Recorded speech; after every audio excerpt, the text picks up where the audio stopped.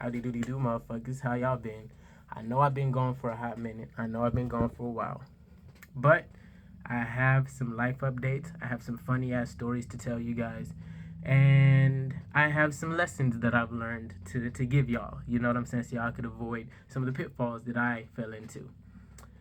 Um, as of recently, if you saw my last video, I went out to Alaska.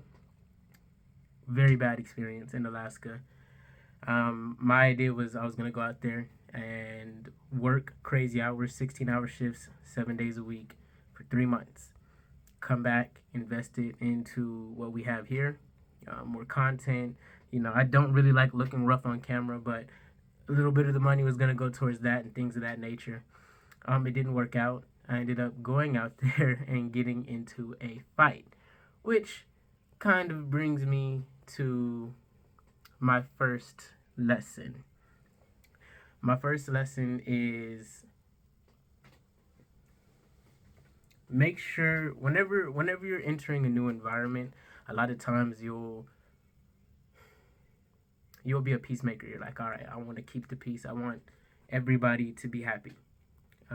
Especially if you're a part of my channel, you're in that mindset of live and let live, laissez-faire. I think that's what it's called, laissez-faire. You'll have that mindset of I don't want to be here, you don't want to be here. I would love for everybody to get along. How can I make the next person's job easier? Now, getting onto a boat for 3 months and being in the Bering Sea, away from in society completely, there's obviously going to be a pecking order. And I did not realize that. I didn't take that into account. So I get on the boat, super happy-go-lucky, trying to be friends with everybody. And I end up at the bottom of the pecking order. Now, as you know, Astral Walker, aka Starlight Stepper, ain't no bitch. And I ended up getting into a fight and being fired. Yeah, so it was a very strange experience. Everybody was on meth. Everybody was, because if you're gonna do meth, that's probably the best environment to do it, because you're gonna, after you go home, you're gonna have a lot of money, and you got to do meth the entire time. But yeah, that experience made me realize that not everybody has the same intentions to make life easier for everybody around them. A lot of times people have that energy where they're just trying to acquire power, even though it's petty power. Because if I said the name of anybody on that boat, nobody would know them. If I said the company, nobody would know them. But being in that environment, it was strange. They would always tell me. It was imagine like a hazing situation. They'd say, "Hey, they're gonna talk to you crazy, or they're gonna yell and cuss at you." Nobody would yell and cuss at me, except for the person that tried to warn me. And once they started yelling and cussing at me, everybody else started yelling and cussing at me because they saw that it was acceptable. Then he was like, "Oh, they're gonna get in your face and da da da da." And I shut that shit down. That's the first thing I was like, nah, I don't, no, don't do that. Don't do that. And then there was one more hazing test that they said. They said somebody out here got something that spelled similar to grape. Somebody got graped out here. And I said, okay. And I didn't react initially. I was just like, all right. Now I see what type of environment I'm in. I'm basically on a floating prison. I'm on a floating cell right now, jail cell. Somebody snatched something out of my hand, and I was like, why'd you do that? And he just ignored me. I continued working. He snatched something else out of my hand, and I piped up on him. I was like, yo, like, what the fuck? Don't do that to me. I'm a man at the end of the day. Da, da, da, da. And it led to a physical conflict. Okay, cool. Somebody just texted me. It led to a physical conflict. So what I learned in that situation was to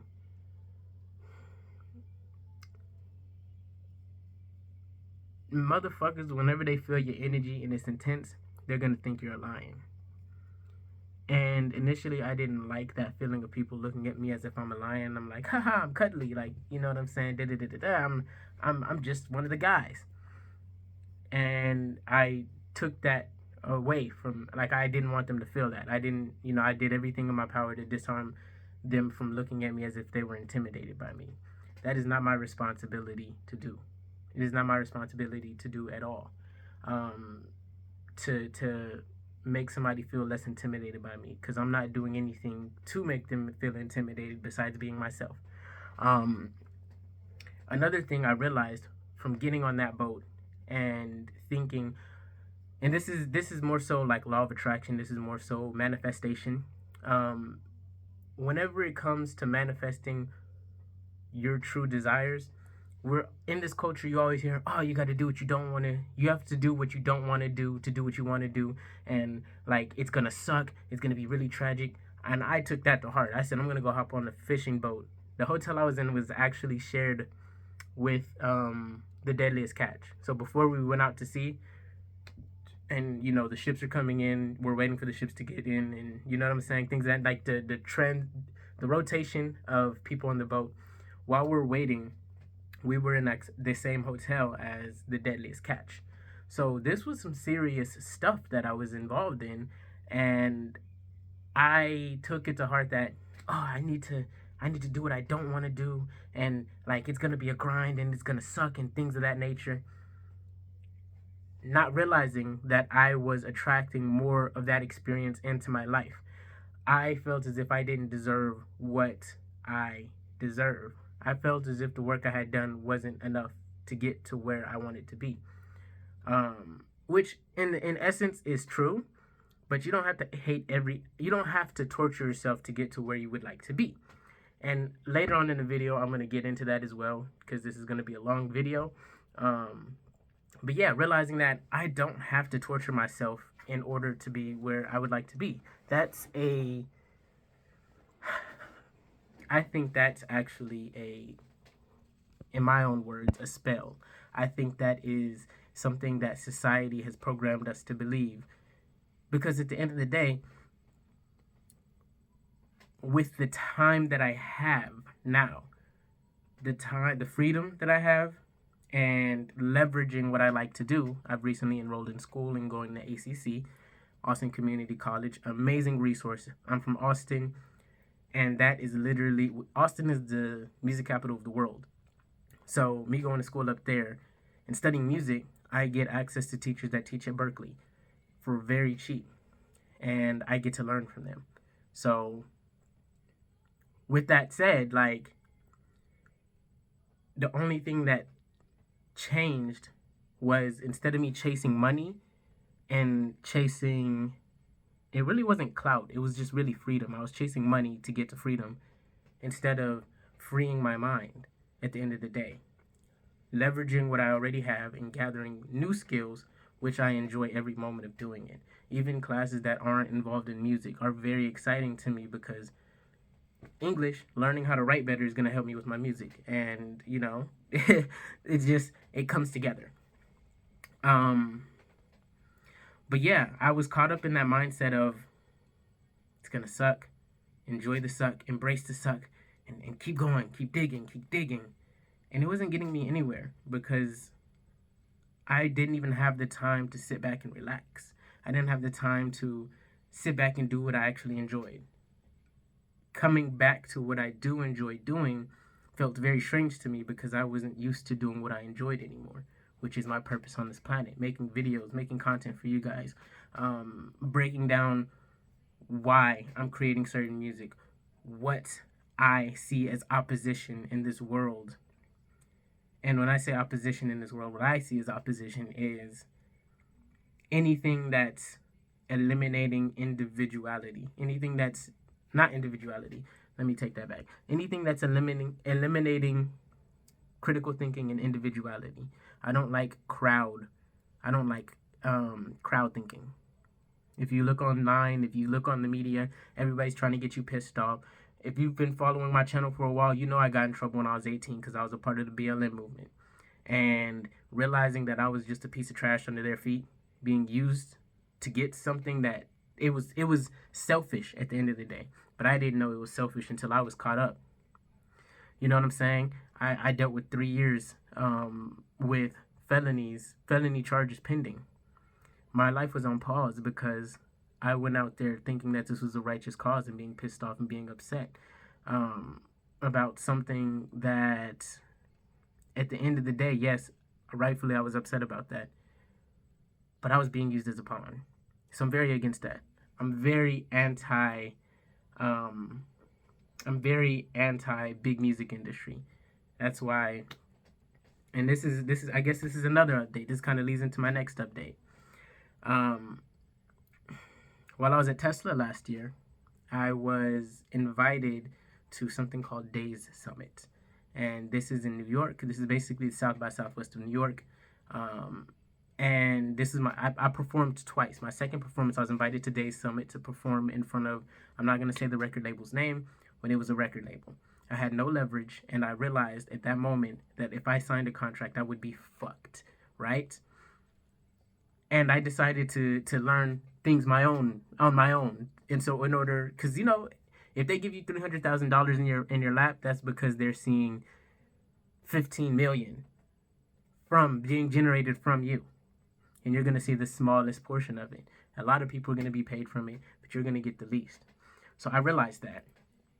I got into a program, learned marketing. I was working 2 days and 2 nights, or 3 days and 2 nights a week, or 3 nights and 2 days a week, depending on how the schedule was. I was working split shift at Tesla. I got moved up at Tesla, and I actually got to build the first Cybertruck. I'll post that in the community tab, the photo of me standing in front of the first Cybertruck. It was amazing. But the lessons keep repeating until they finally get you, until it clicks in your head. I learned that lesson in Alaska, realizing I'm a fucking lion. And I might be nice and I might be polite, but it's not my job to make you forget I'm a lion. Because if I beat the shit out of a lion, I'm gonna feel like a badass. I'm gonna get attention. I'm gonna get clout. I'm going to be able to brag about that. I kicked the lion's ass, and that's essentially what happened. I moved up to the Cybertruck. I was building it, and it was a great experience up until my principles were stepped on. Everybody was stressed trying to figure out how to build the truck, and instead of bullshitting and messing up something, I would rather wait to see how an engineer does it, or an engineer did it. These were the prototypes, very, very early, and I was punished because I didn't want to, okay, this is not going in, I'm not going to force it in, because I learned in manufacturing, if you have to force something in, it's not supposed to be there, or something is off. And I got in a lot of trouble for that. And I realized, I was like, well, the money's well. I just finished learning how to market my music. I was getting 14, 15 leads a day at that time. And I decided to leave the company. That led into Alaska. But during that time, like I said, I was invited out to Days Summit. And ever since then, I've been obsessed with sovereignty and spirituality. Sovereignty in the sense that I don't need a fucking record label. I don't need a manager. I don't need any of that stuff yet. We have the internet. I can learn these skills and do them for myself at the end of the day, and teach other people how to do it for themselves, other artists how to do it for themselves, because at the end of the day, the artist is paid the least, and the artist is the only one that generates it. If the artist decided to leave, nobody's going to make money in that industry, but the artist makes the smallest amount of money. And I can say that openly because I am not signed to anybody, because I never signed a contract that said I wouldn't speak on that. You know what I'm saying? So it was a very eye-opening experience. But yeah, sovereignty, learning as much as I could. And that kind of leads into where, I know I've jumped around a lot, that kind of leads to where I'm at now. After I came back from Alaska, I wasn't paid out there. Terrible experience. And I hit I hit a wall. I was no longer, I was burned out from doing this crazy ass work just to not have the time to do what it is that I would love to do, and that is my purpose on this planet. So now, like I said, I just enrolled in school, and realizing that my time is the most valuable thing. I'm still at home. I'm young. I'm 22. I can go back to school and use the safety nets that I have in order to establish myself fully.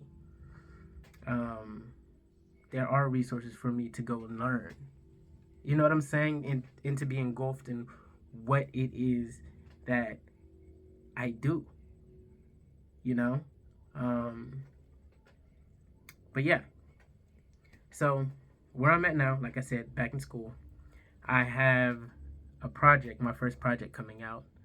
I'm thinking about either calling it the Celestial Tapes or Celestial Music, Celestial Funk. There's a couple of names floating in my head right now. But yeah, that's kind of why I started making this video. I am so excited for this project coming up because it is basically a culmination of all of the things that I've been through in the last 4 years. I lost my brother. I caught a case. Went out to Alaska. Built the first Cybertruck. There's been ups. There's been downs. There's been depression. There's been triumphs. And all of those are going into this tape. I also have more merchandise coming soon. And I'm not going to speak too much about that, but I'm very excited about getting that done.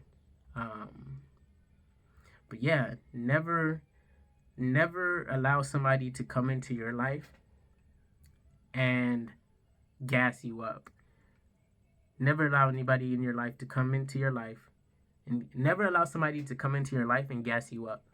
Because when they come into your life and they gas you up, oh, you're so amazing, you're phenomenal, and you get a big head, they now have control over you. They've basically put a leash onto your ego. And that's what happens to a lot of artists. That's what happens to a lot of people. There's movies about this stuff where somebody gets a promotion and now they have to do a lot of terrible stuff in order to maintain that lifestyle. And at the end of the day, that's just really not worth it, because no amount of money is going to make your soul feel full. You know what I'm saying? And the truth always comes to the light. Always comes to the light. So at the end of the day, why sacrifice the unseen, which makes up the majority of everything, which is literally everything, for what is seen? Because if you're taking care of the unseen, whether you want to say it's your mental health, whether you want to say it's your spiritual or your spirit, your soul, whatever, your prana, your chi, it's a bunch of different names for it. You taking care of that allows you to manifest other situations. It allows you to be in the right mindset to capitalize on the opportunities in your face. Because regardless of how you feel right now, there are opportunities that you may not see. Prime example. For me, like I said earlier in this video, I have been living in Austin my entire life, but I never thought to go check out the studios and the student studios and what young people have offered to us. There's MIDI keyboards in the public library. I just didn't know because I was hell-bent on, oh, I gotta get the money, I gotta invest it into this, and I have to do this, I have to do that, I have to do this, instead of actually enjoying the process of what I'm doing and being present.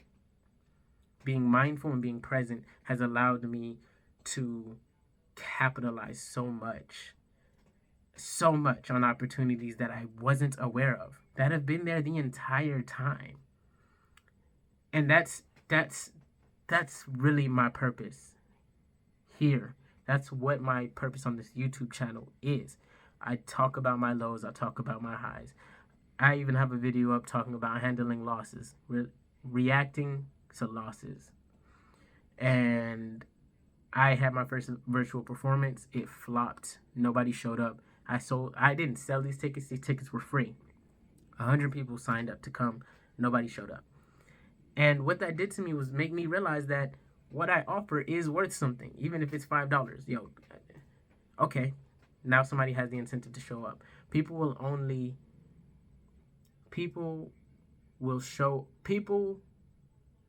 who have something at stake, even if it's just $5, they're more than likely going to show up. Or even if they don't show up, at least I have money in my pocket.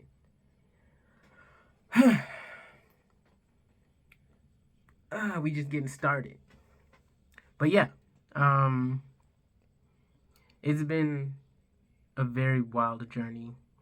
And for the first time in a while, I'm very excited about not even just the future, but about the now. It's a very exciting time of my life.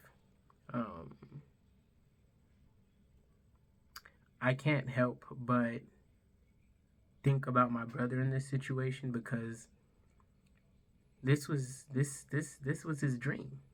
You know what I'm saying? And I feel as if I dealt with what is it called? Imposter syndrome. I dealt with imposter syndrome. I didn't feel as if what I was doing was worth anything. I knew that it impacted people, but I didn't feel comfortable accepting attention, gifts, or currency for what I was doing. And in order to have something that's sustaining, you can't have that complex. I wish that my brother was able to come to that realization while he was here as well. You know, I think towards the end of his life, he started coming to the realization that, like, yo, he was my favorite artist. My brother inspired me to do art, to make music. And, you know, that situation, the situation I'm in now, is just like, wow. Like, I still want to call him and be like, yo, this shit is crazy.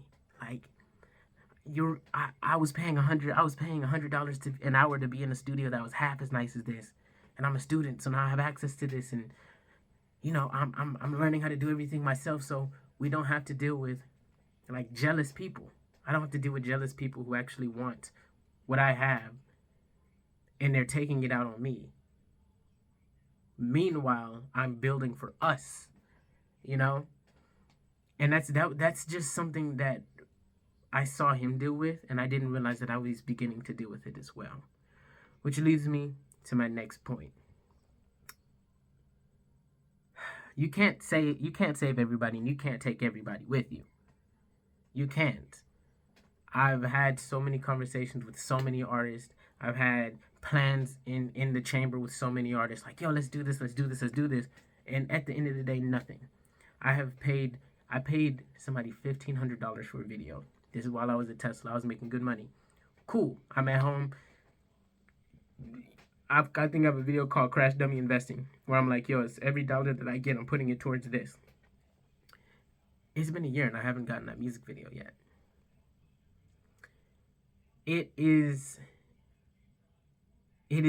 imperative that you realize that not everybody, most people that you encounter on your journey of building and creating what you see in your head are supposed to be a part of that. If I'm trying to build a house and I decide, yo, if I have 30 people come in and help me build this house, it'll happen faster. But what you aren't taking into account when you invite those 30 people to help you build that house is some of those motherfuckers are going to take the materials that are meant to build your house and take it, and they might not even they might not even be building a house. They might go and sell the materials that you purchased to build your house, which in the music industry is, yo, come to the studio, I'll pay for it, let's do a song, and them not showing up. So now you have to like make a song on the fly, and you make a song on the fly for an hour, and in that hour you've spent $70 to sit there and write. So realizing that waiting for other people is just not the move. If they want to come along, they can come along. But this train is fucking going regardless of if they're with me or if they're not with me. I would love for people to come with me, but I cannot hold on anymore. I can't halt it anymore.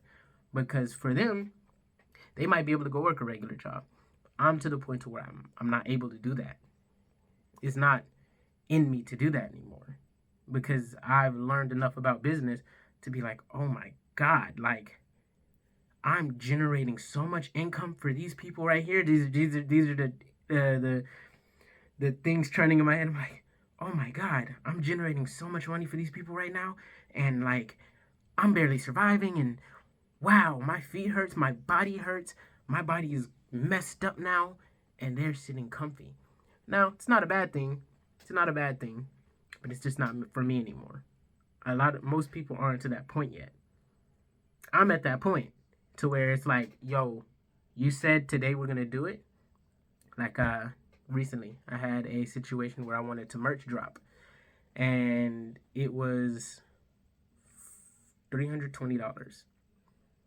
$320 to get some merchandise. I had recently lost a job, and I was like, let's do this. I don't have much money, but I do have enough money to go forward with this. Hey guys, do any of you guys, because I'm always hearing, do it with other people, or I was hearing always do it with other people. Hey, do you guys want to get in on this? It's a $115 investment from each of us, and oh wait, yeah, like $115 to $50 to $115 distributed between us to get this merchandise, and the profit margin is going to be like $900 split up between each of us.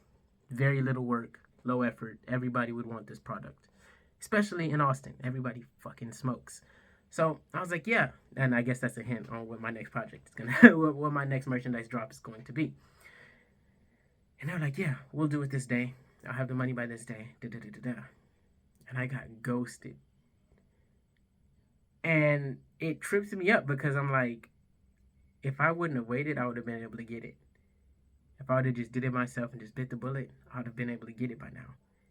And because I waited, I can't get it anymore. Spending that money on frivolous things and spending that money on bills and things of that nature, I wasn't able to get it.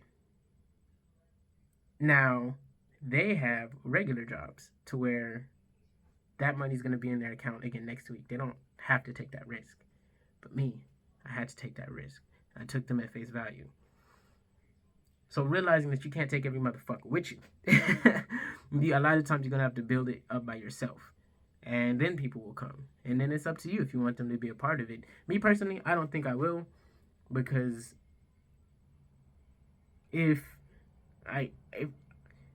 it'll be two different scenarios. Scenario one, you help me start this shit. At that point, you have stocks, or you're a part of the return, like the profit return. But if you decide to come on after, you're now an employee because I've established it already. So yeah, I'm gonna give you $20 an hour, or $15 an hour, $10 an hour, and to do this for me, as opposed to, yo, the profit margins for this is $8,000. We can get this off in 2 weeks. Let's do it. All right, cool. Let's split it in the middle because we did it together. We didn't know if this was going to work. Well, we didn't know for sure if it was going to work. We knew it eventually would work, but you took that risk with me. So now you're going to be rewarded for that. But yeah, a lot of people have the employee mindset. I think the best way to eliminate people like that in your life, people who are just there to spectate and to potentially come up with you, people who are leeches. I think the best way to eliminate leeches is to take action and offer them to take action with you, because that's the only way it's going to be done. You can talk with people all day long, and people will talk about how they're tired of this, they're tired of that, they're sick and tired. But whenever it comes to actually doing something, most people aren't going to do. They're not going to step forward with you. It's very rare to find a group of people that want to actually step forward with you, to do the work with you. So essentially, it's got to the point where I was like, I'm going to do it myself and I'm going to figure it the fuck out. Crazy thing is, it's like the universe is rewarding me from finally making that decision to say, I'm going to do it myself. I know it sounds airy-fairy. I know it sounds hippity-dippity. But you can't tell me that as soon as I decide, it's insane, because I decided, I was like, all right, after that situation with the merch drop, I was like, y'all hung me out to dry. I did all of the negotiations. I did all of the shipping. You know, I was doing all of the negotiations for shipping and things of that nature. And I said, all right, we're gonna get it on this date. The manufacturer was like, all right, cool, we'll get it to you on this date. And then that date came, and I was like, it was such a blow to me, and to I feel as if my reputability with that particular manufacturer. But yeah, it's strange. People can talk about how they're sick and tired of everything, but whenever you start taking action, how many people in your life have you heard, oh, I need to get in the gym, I need to go to the gym, let's do it, like, you know, yeah, I'm serious about going to the gym. You're like, all right, cool, let's go to the gym this day. And they're like, yeah, let's go. That's a perfect one. Next time you hear somebody say, I need to get into the gym, like, oh, let's go into the gym, let me know when you're off. Most people aren't even gonna tell you when they're off of work or when they can go. But if they do, majority of the motherfuckers are gonna come up with some type of excuse in order not to go.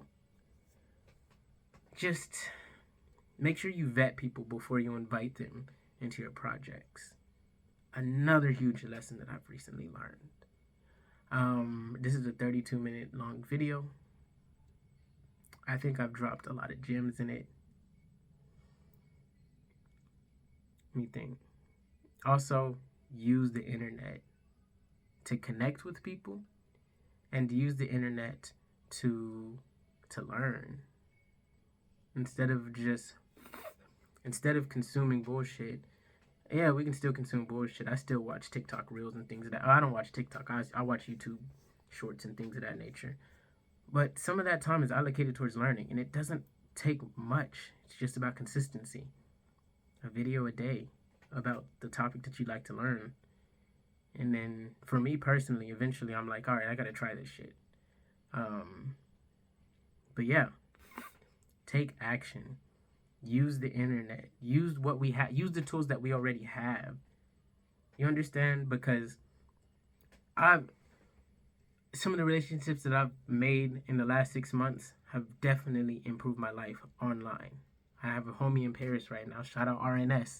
I got a homie in Paris right now, and the amount of game that he laces me up on is insane.